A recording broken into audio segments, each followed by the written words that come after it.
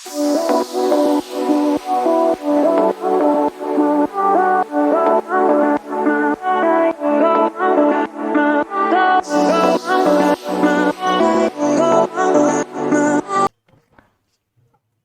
की वीडियो में हम लोग सीखेंगे गुणज क्या होता है। इसका परिभाषा पहले देखेंगे। परिभाषा इस प्रकार है, दी हुई संख्या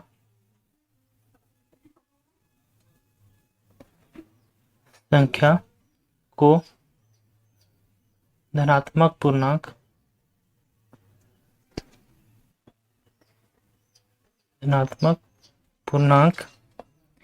से गुणा करने पर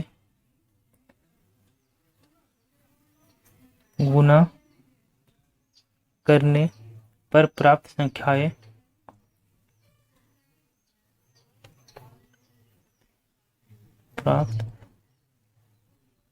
संख्याएं दी हुई संख्या का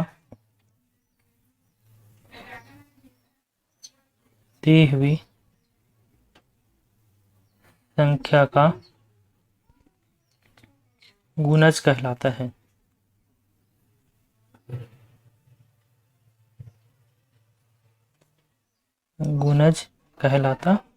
है। घनात्मक पूर्णांक क्या होता है, तो हम लोग ये संख्या पद्धति में सीखे थे। अगर वो वीडियो आप लोग नहीं देखे तो उसका लिंक हम लोग डिस्क्रिप्शन में दे देंगे, वहाँ से जाके उस वीडियो को देख लीजिए, अच्छे से समझ आ जाएगा। फिर भी हम लोग यहाँ पर धनात्मक पूर्णांक थोड़ा सा देख लेते हैं, कौन कौन संख्या को धनात्मक पूर्णांक कहते हैं। धनात्मक पूर्णांक को हम लोग जेड प्लस से दिखाते हैं। जेड प्लस कौन है? 1, 2, 3, 4, 5 और इस प्रकार से अनंत तक सारी संख्याएं धनात्मक पूर्णांक है। जैसे अगर हम लोग को 2 का गुणज निकालने के लिए कहता है, 2 का गुणज कौन कौन होंगे, तो देखिए परिभाषा के अनुसार दी हुई संख्या को धनात्मक पूर्णांक से गुणा करने पर प्राप्त संख्याएं दी हुई संख्या का गुणज कहलाती है। तो इसका क्या मतलब, तो 2 को 1 से गुणा करने पे 2, 2 को 2 से गुणा करने पे 4, 2 को 3 से गुणा करने पे 6, 2 को 4 से गुणा करने पे 8, 2 को 5 से गुणा करने पे 10, 6 से गुणा करेंगे तो 12 और इस प्रकार ये चलता रहेगा। यहाँ से हम लोग देख सकते हैं ना, 2 का गुणज ये 2 का पहाड़ा ही है। 2 1 2, 2 दूना 4, 2 3 6, 2 चौके 8, 2 5 10। इस प्रकार से हम लोग कह सकते हैं, इस प्रकार गुणज को हम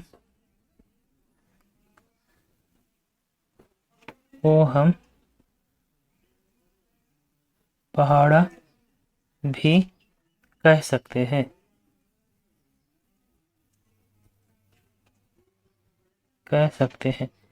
पर इसमें एक बात ध्यान रखेंगे, परंतु यह सूची समाप्त नहीं होती है।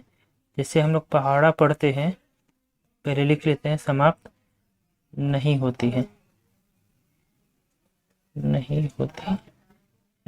जैसे हम लोग 2 का पहाड़ा पढ़ेंगे ना, तो 2 दाहिए 20 उतना ही पढ़ते हैं, लेकिन 2 का गुणज देखिए, 2 का गुणज 2 का पहाड़ा में जो संख्या है 2 है, 4, 6, 8, 10, 12, 14, 16, 18, 20। यहाँ पे ख़त्म नहीं होगा बल्कि आगे भी बढ़ेगा। 22, 24, 26, 28, 30, 32, 34, 36। इस प्रकार से ये असीमित है और बढ़ते ही रहता है। ठीक है। गुणज को एक तरीके से हम लोग और परिभाषित कर सकते हैं। उससे पहले 1-2 एग्जाम्पल देख लेते हैं। जैसे 3 का गुणज कौन कौन होगा, तो 3 का गुणज होगा, 3 का पहाड़ा में जो संख्या आता है 3, 6, 9, 12, 15। ठीक है। इस प्रकार से बहुत सारे संख्या होंगे। जैसे 4 का गुणज कौन कौन होगा, तो 4 का पहाड़ा में जो संख्याएं आती है वो उसका गुणज होगा, लेकिन उसको समाप्त नहीं करना है। जैसे 4, 8 ऐसे ही करते करते इसका पहाड़ा में 40 तक होगा, उसके बाद 44 भी लेंगे, 48 भी लेंगे, 52 भी लेंगे और इस प्रकार ये चलता जाएगा। तो जब भी गुणज ज्ञात करना है तो जिसका गुणज निकाल रहे हैं ना, जिस संख्या का, उसको आगे जोड़ते जाएंगे तो वो उसका गुणज बनते जाएगा। जैसे 4 में 4 जोड़े तो 8, 8 में 4 जोड़ेंगे 12, 12 में 4 जोड़ेंगे 16, 16 में 4 20। इस प्रकार से गुणज निकाल रहे उस संख्या को जोड़ते जाएंगे तो आगे का संख्या मिलते जाएगा, वो सारा उस संख्या का गुणज होगा। गुणज को ना हम लोग भाग से भी उसका संबंध देख सकते हैं। जैसे कोई संख्या दिया हुआ है, एक एग्जांपल लेते हैं, जैसे 5 का हम लोग गुणज लिख लेते हैं, 5 का गुणज। तो 5 का गुणज कौन कौन होगा? तो 5 होगा, 10 होगा, 15 होगा, 20 होगा, 25 होगा और इसी प्रकार से अनंत तक होगा। ठीक है, तो अगर ये संख्या 5 का गुणज है ना, तो ये संख्या 5 से पूर्ण विभाजित हो जाएगी, ये याद रखना है। जैसे 5 है तो वो 25 है, यहाँ पे देख रहे हैं ये 25, तो ये 25 ना 5 से पूरा भाग जाएगा।